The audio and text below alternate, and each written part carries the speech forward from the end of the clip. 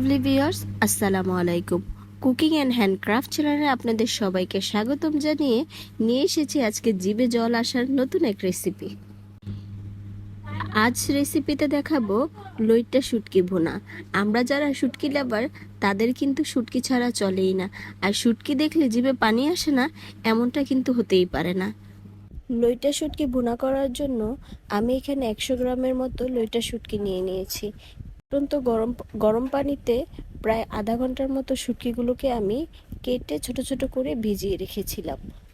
আমি আজকে শুটকি ভুনাটা করব সরিষার তেল দিয়ে, তাই একটি পাত্রে আমি সরিষার তেল দিয়ে ভালো করে গরম করে পেঁয়াজ কুচি আর রসুন কুচি দিয়ে দিয়েছি। আমি রসুনগুলো আস্তে রেখেছি, পেঁয়াজটা কুচি করে কাটলেও রসুনটা কিন্তু আস্তেই ছোট ছোট রসুন রেখে করে নিয়েছি। পেঁয়াজটা আমি নেড়ে চেড়ে তেলের মধ্যে ভালো করে ভেজে নেব। আমার তেলটা একটু কম লেগেছিল, তাই আমি আরেকটু তেল দিয়ে ভালো করে ভেজে নিচ্ছি। ভর্তার মধ্যে কিন্তু তেল কম হলে একেবারেই ভালো লাগে না, তাই তেলটা একটু বেশিই দিবেন।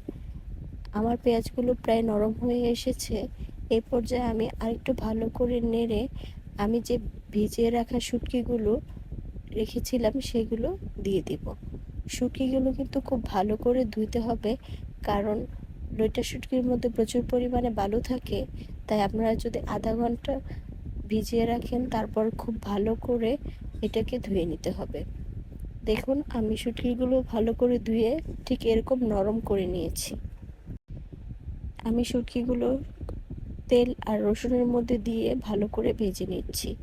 শুটকিগুলো পেঁয়াজ আর রসুনের সাথে একটু ভালো করে ভেজে নেব।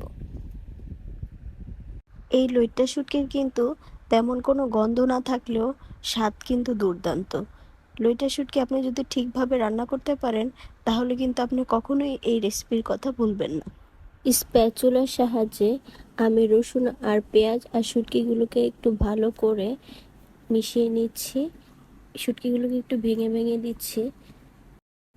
শুটকি আর পেঁয়াজ হয়ে গেলে এবার আমি দিয়ে দিচ্ছি আদা, রসুন এবং জিরা বাটা। আমি সব কিছু একসাথেই বেটে রাখি, তাই একসাথেই সবটা দিয়ে দিলাম। আর দিয়ে দিচ্ছি হলুদের গুঁড়া, মরিচের গুঁড়া। এখানে ভর্তার মধ্যে মরিচের গুঁড়াটা একটু বেশিই লাগবে, কারণ আমরা জানি ভর্তা মানেই ঝাল ঝাল কিছু একটা হবে, আর ঝাল ছাড়া কিন্তু ভর্তাকে ভর্তাই মনে হয় না।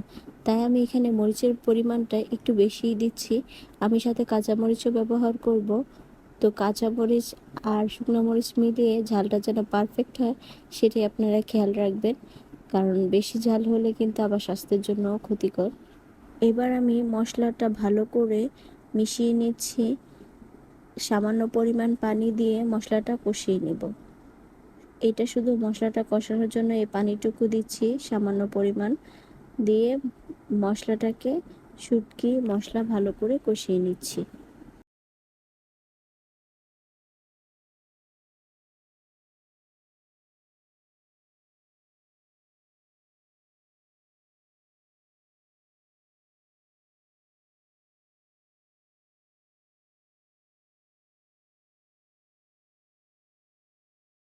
ভালো করে কষিয়ে নিচ্ছি। আমার কাছে মরিচটা একটু কম মনে হয়েছে, তাই আমি আরেকটু মরিচের গুঁড়া দিয়ে দিলাম এবং স্বাদমতো লবণ দিয়ে দিয়েছি। আমি কিন্তু এতক্ষণ একবারও লবণ ইউজ করিনি। আমি এখন ভর্তার অনুযায়ী লবণটা দিয়ে দিচ্ছি।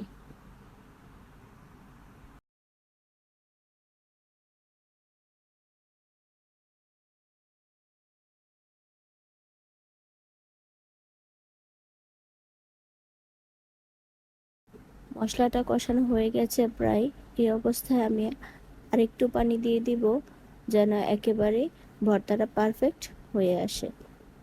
পানি দিয়ে কিছুক্ষণের জন্য ঢেকে দিচ্ছি। পানিটা শুকানোর আগ পর্যন্ত অপেক্ষা করব। ভর্তা কিন্তু শুকনো শুকনোই হয়, তাই পুরোটা পানি আমি টানিয়ে নিব। ভর্তাটা প্রায় হয়ে গেছে। আমি এই অবস্থায় নেড়ে চেড়ে আরেকটু টানিয়ে নামিয়ে নিচ্ছি। নামিয়ে পরিবেশন করে নিচ্ছি। এই ভর্তাটা যদি আপনি কাউকে একবার খাওয়ান, সে আপনার ফ্যান হয়ে যাবে। আজ রেসিপি এতটুকুই। ভালো থাকবেন। কুকিং আর হ্যান্ডক্রাফট চ্যানেলের পক্ষ থেকে সবাইকে আবারও ধন্যবাদ জানিয়ে বিদায় নিচ্ছি।